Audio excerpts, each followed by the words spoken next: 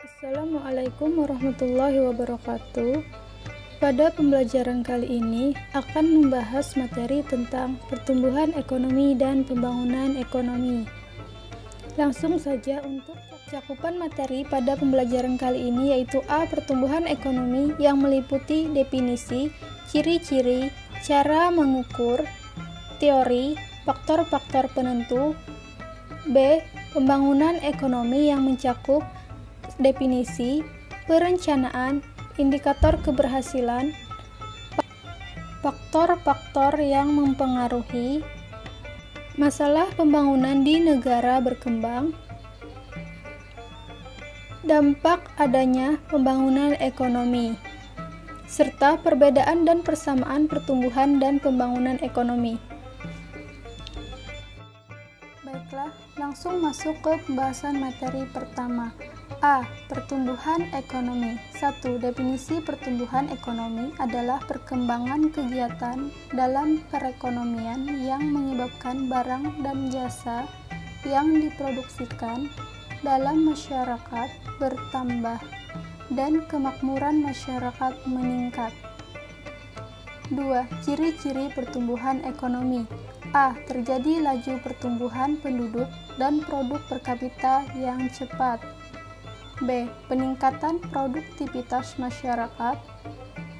C. Perubahan struktur yang tinggi. D. Lakukan ekspansi ke negara maju. E. Terjadi arus barang, modal, dan manusia antar bangsa-bangsa. 3. Cara mengukur pertumbuhan ekonomi. Untuk mengetahui nilai pertumbuhan ekonomi suatu negara, diperlukan informasi data produk domestik bruto atau PDB. Laju pertumbuhan ekonomi pada suatu negara dapat dilihat dengan menggunakan rumus sebagai berikut. G sama dengan PDB-T dikurang PDB-T-1 dikali 100% dibagi PDB-T-1. Untuk ini, keterangannya yaitu G adalah tingkat pertumbuhan ekonomi yang dinyatakan dalam persen. PDB-T adalah pendapatan nasional pada tahun T atau tahun yang dihitung. PDB-T-1 adalah pendapatan nasional pada tahun sebelumnya. Langsung saja masuk ke contoh soalnya. Produk domestik bruto negara A pada tahun 2017 sebesar 50 miliar rupiah dan pada tahun 2018 meningkat menjadi 60 miliar rupiah. Dengan demikian, pertumbuhan ekonomi yang dicapai negara A adalah, untuk penghitungnya yaitu langsung masuk ke rumus, G sama dengan PDB T-nya yaitu PDB 2018 dan PDB T-1 sama dengan PDB tahun 2017. Langsung masukkan angkanya yaitu 60 miliar rupiah dikurang 57 miliar rupiah dikali 100% dibagi 57 miliar rupiah sama dengan 5,26%. Jadi, besar nilai pertumbuhan ekonomi negara yang dicapai adalah 5,26%. Teori pertumbuhan ekonomi. A. Teori pertumbuhan ekonomi historis. Menurut Friedrich List, teori pertumbuhan ekonomi dibagi menjadi 4 tahap. Tahap pertama berburu dan mengembara. Tahap kedua berternak dan bertanam. Tahap ketiga, bertani dan kerajinan. Tahap yang keempat, tahap yang terakhir yaitu kerajinan, industri, dan perdagangan. Menurut Karl Bucher, teori pertumbuhan ekonomi dibagi menjadi tahap-tahap. Rumah tangga tertutup, rumah tangga kota, rumah tangga bangsa, rumah tangga dunia. Menurut Bruno Hildebrand, Pertumbuhan ekonomi masyarakat dilihat dari perkembangan alat tukar-menukar, yaitu barter, uang, dan kredit. Menurut Werner Sombart, Sombart menguraikan pertumbuhan ekonomi menjadi 4 tahap. Prakapitalisme, kapitalis media, kapitalis raya, dan kapitalis akhir. Menurut Walt Whitman Rostow, dalam bukunya yang berjudul The Stage of Economic Growth, Walt Whitman Rostow menguraikan pertumbuhan ekonomi dalam beberapa tahap, yaitu masyarakat tradisional, masyarakat prakondisi untuk periode lepas landas. Periode lepas landas, gerak menuju kedewasaan, masa konsumsi tinggi. Teori pertumbuhan ekonomi klasik. Menurut pandangan klasik, ada 3 syarat mutlak yang diperlukan guna mencapai keserasian dalam kehidupan ekonomi dan kesejahteraan umum, yaitu spesialisasi, efisiensi, dan pasar bebas. Menurut pandangan Adam Smith, pengembangan hak milik, spesialisasi, dan pembagian kerja merupakan faktor-faktor yang terjalin dalam proses pertumbuhan ekonomi secara historis. Adam Smith membagi peradaban manusia ke dalam 4 tahap, yaitu tahap berburu, beternak, pertanian, dan perdagangan. Menurut David Ricardo dan Thomas Robert Malthus, faktor pertumbuhan penduduk yang semakin besar sampai menjadi 2 kali lipat pada suatu saat akan menyebabkan upah menjadi turun. Upah tersebut hanya dapat membiayai tingkat hidup minimum sehingga perekonomian berada pada taraf subsisten. Pendapat ini sejalan dengan teori yang dikemukakan Thomas Robert Malthus. Selanjutnya C. Teori pertumbuhan ekonomi neoklasik. Menurut Robert Solow, perhatian pada pertumbuhan output yang akan terjadi atas hasil kerja 2 faktor input utama, yaitu modal dan tenaga kerja. Sementara itu, faktor teknologi diasumsikan sebagai faktor konstan. Hal yang termasuk faktor modal adalah barang-barang modal seperti peralatan, bangunan, mesin pabrik, komputer, bahan-bahan, dan uang. Menurut Harrod dan Domar, pertumbuhan ekonomi akan terjadi jika ada peningkatan produktivitas modal dan tenaga kerja. Menurut Joseph Schumpeter, pertumbuhan ekonomi suatu negara ditentukan oleh usaha inovasi-inovasi di bidang teknologi produksi yang dilakukan pengusaha.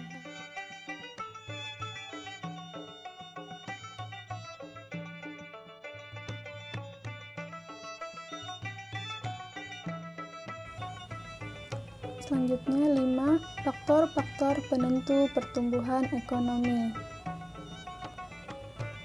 Faktor yang mempengaruhi pertumbuhan ekonomi ada 7. Yang pertama yaitu barang modal, teknologi, tenaga kerja, sumber daya alam, manajemen, kewirausahaan, dan informasi. Selanjutnya pembahasan yang B. Pembangunan ekonomi. Untuk definisi pembangunan ekonomi adalah suatu proses kenaikan pendapatan total dan pendapatan per kapita dengan memperhitungkan adanya pertambahan penduduk dan disertai dengan perubahan fundamental dalam struktur ekonomi suatu negara dan pemerataan pendapatan bagi penduduk suatu negara. 2. Perencanaan. Perencanaan pembangunan ekonomi adalah suatu proses yang berkesinambungan, yang mencakup keputusan-keputusan atau pilihan-pilihan berbagai alternatif penggunaan sumber daya dalam mengendalikan suatu perekonomian untuk mencapai sasaran dan tujuan tertentu dalam jangka waktu agar mencapai tujuan-tujuan pada masa akan datang. Tahap-tahap perencanaan meliputi A. Penyusunan rencana. Penyusunan rencana merupakan penyiapan rancangan rencana pembangunan yang bersifat teknokratik, menyeluruh, dan terukur. Selanjutnya B. Penetapan rencana. Penetapan rencana menjadi produk hukum sehingga mengikat semua pihak untuk melaksanakannya. C. Pengendalian pelaksanaan rencana.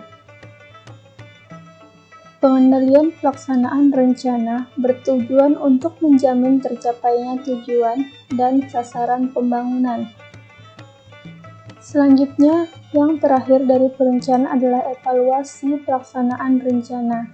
Evaluasi dilakukan dengan cara mengumpulkan dan menganalisis data dan informasi untuk menilai pencapaian sasaran, tujuan, dan kinerja pembangunan.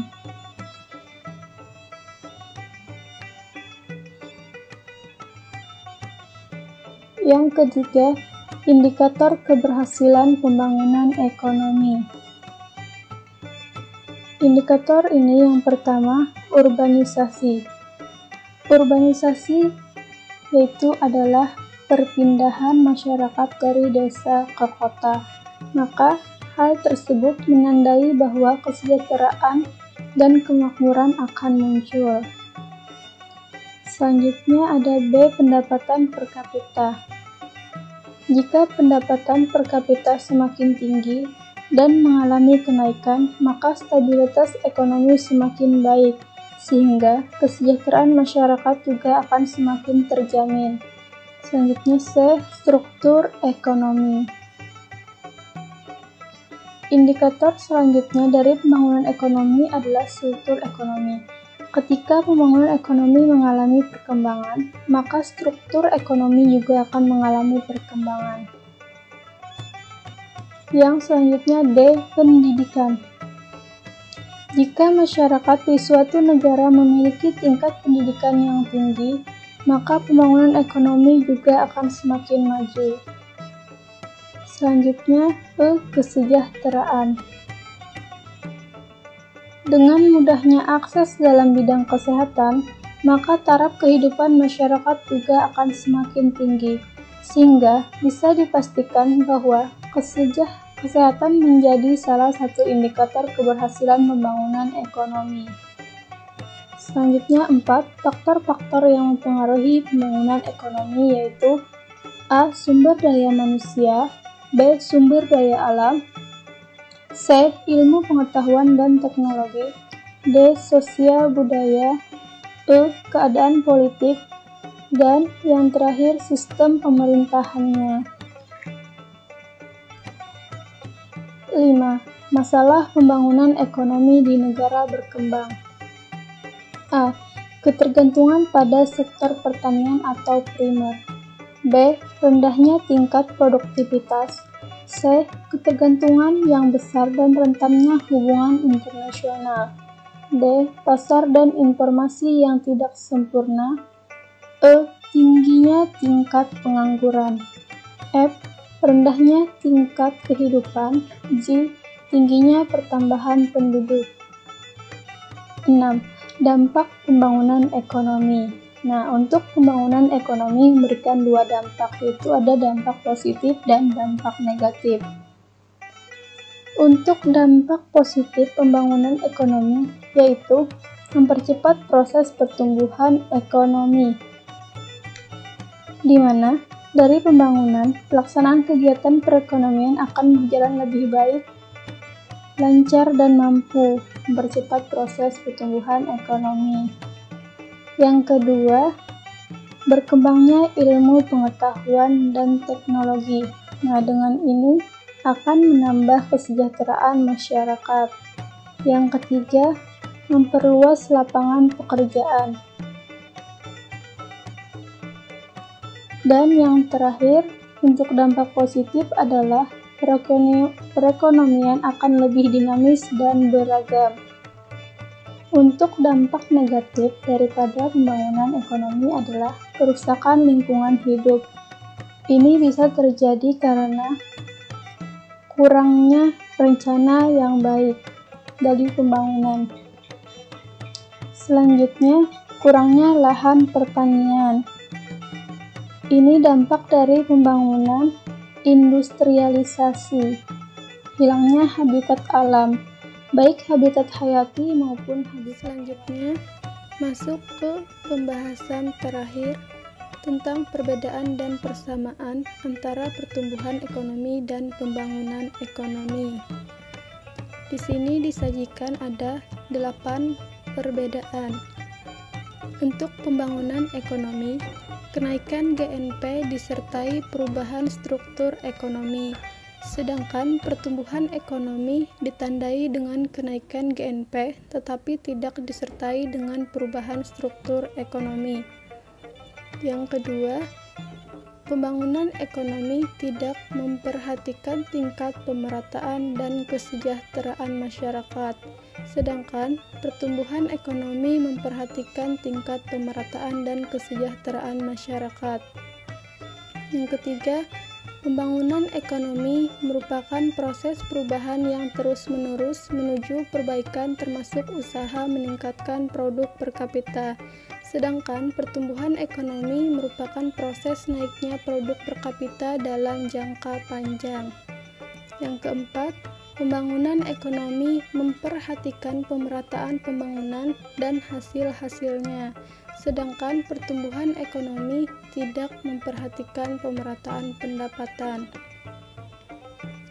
Pembangunan ekonomi memperhatikan pertambahan penduduk, sedangkan pertumbuhan ekonomi tidak memperhatikan pertambahan penduduk.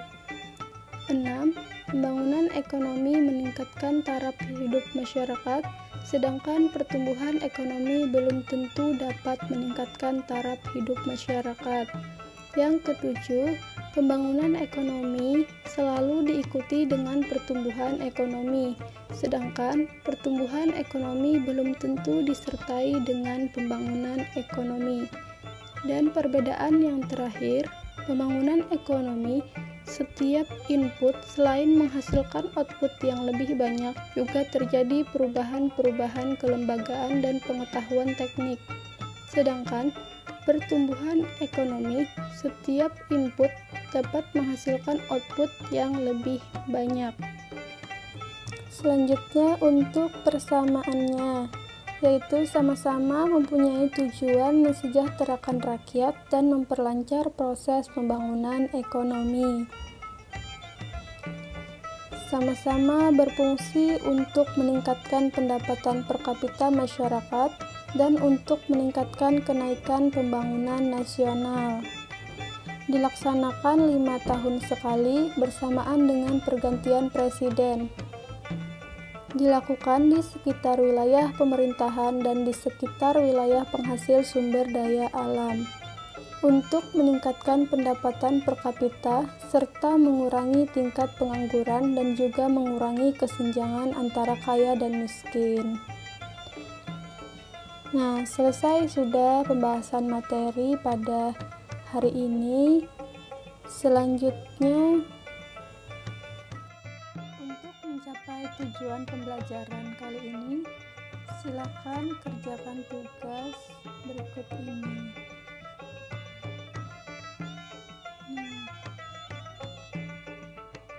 Selamat mengerjakan.